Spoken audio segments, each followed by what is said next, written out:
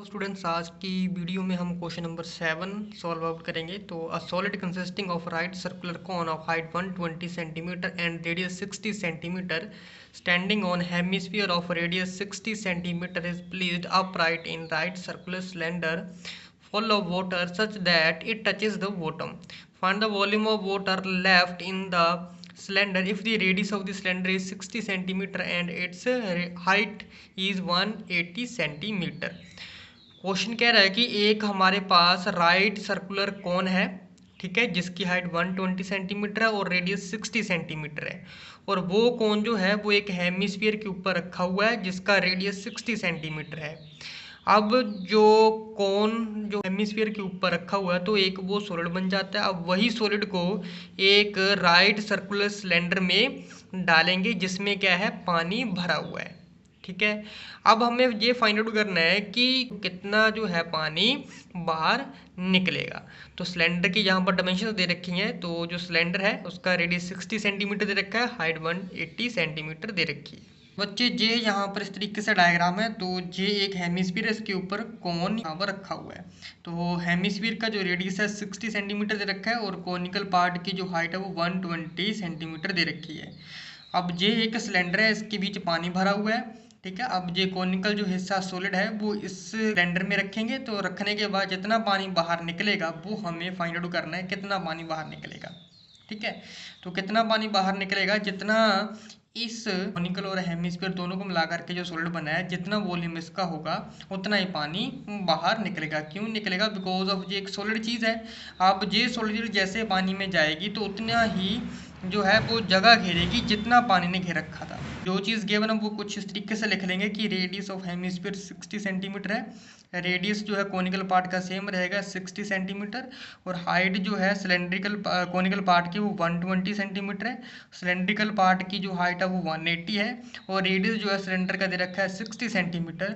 तो formula use करना है इसमें कि जो volume of water left out, जो वॉल्यूम जो है पानी का जो बाहर निकलेगा वो किसके बराबर होगा, वॉल्यूम ऑफ सिलेंडर।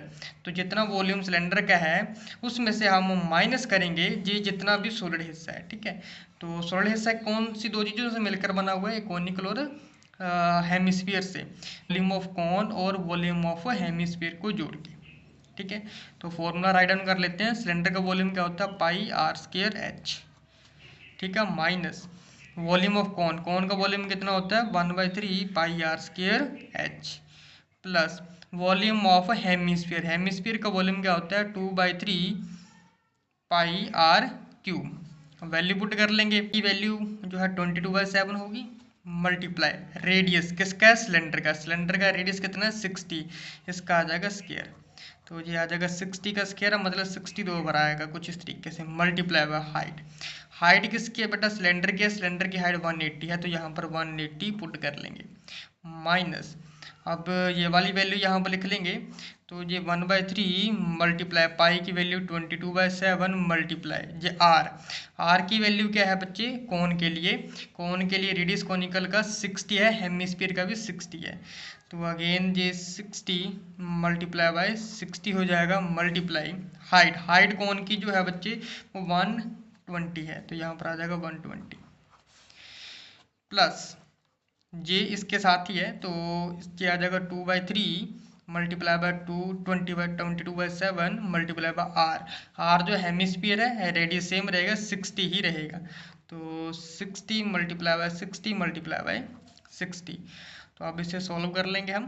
तो ये 22/7 60 मल्टीप्लाई 60 मल्टीप्लाई 180 माइनस, देखो जे जो है 3 से ये 60 कट जाएगा, ये आ जाएगा 20 के बाद जे 3 से अगेन कट जाएगा 60, जे जहाँ पर भी आ जाएगा 20, बाकी बचता है 22/7, 22/7 multiply by J 20 multiply 60 multiply 120, ये 20 मल्टीप्लाई 60 मल्टीप्लाई 120 प्लस, तो अगेन ये ऊपर 2 बचता है, 2 मल्टीप्लाई 22/7 मल्टीप्लाई बाय जे 20 आ जाएगा, मल्टीप्लाई 60 मल्टीप्लाई 60, जहाँ से जो नेक्स्ट स्टेप बच्चे क्या रहेगा, हम यहाँ से कॉमन निकालेंगे 22/7 60 मल्टीप्लाई बाय 60।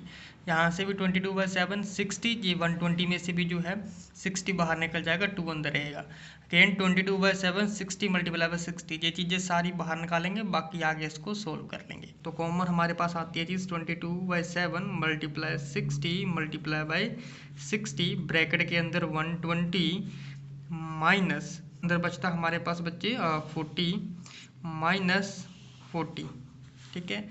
तो 22/7 मल्टीप्लाई 60 मल्टीप्लाई बाय 60 होता है 3600। तो 180 माइनस, तो माइनस माइनस प्लस कितना आ जाएगा जे 80। तो 22/7 मल्टीप्लाई बाय 3600 मल्टीप्लाई, तो 180 में से 80 माइनस करेंगे तो बच्चे 100 बचता है यहाँ पर। तो सॉल्व करने के बाद जो हमारे पास आंसर आता है वो 113142.57 सेंटीमीटर क्यूब। तो बेटा ये हमारे पास रिक्वायर्ड आंसर बन जाती है। वीडियो अच्छी लगी होगी तो चैनल को सब्सक्राइब करना मत भूलिएगा। मिलते हैं हम अपनी नेक्स्ट वीडियो में।